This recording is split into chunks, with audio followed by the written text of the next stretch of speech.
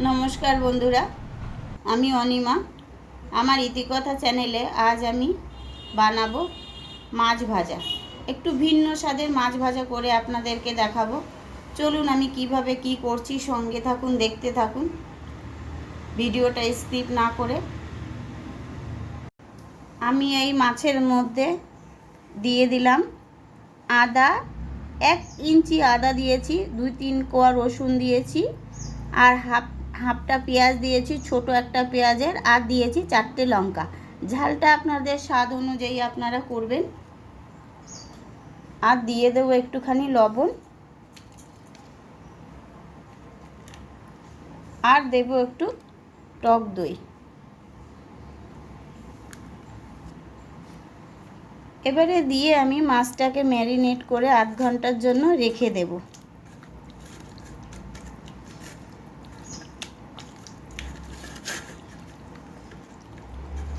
চলুন, মাছটাকে মাখানো হয়ে গেছে, এবারে রেস্টের জন্য আধ ঘন্টা রেখে দিই, তারপরে আমি রান্নাটা করব।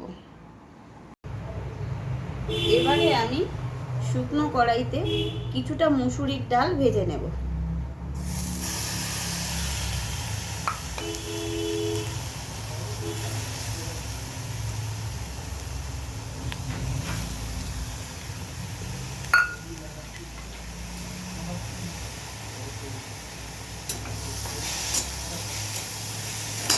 আমি ডালটাকে আগেই ধুয়ে পরিষ্কার করে নিয়েছিলাম, এবারে শুকনো কড়াইতে এটাকে ভেজে নিই।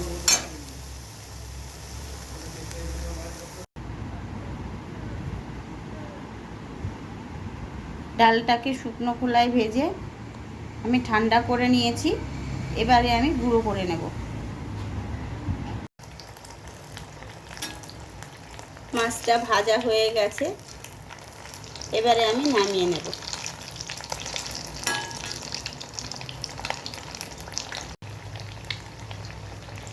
এবারে আমি মাছটাকে উল্টিয়ে দেব।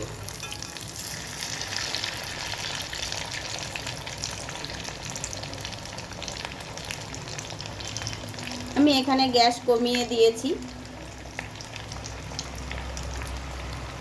না হলে ওপরটা পুড়ে যাবে, ভেতরে ভালো মাছ ভাজা হবে না, সেদ্ধ হবে না।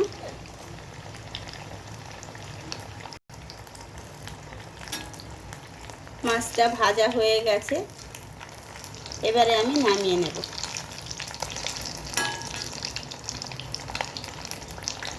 মাছ ভাজাটা খেয়ে আমার ছেলে তো বলছে, মা খুব ভালো হয়েছে।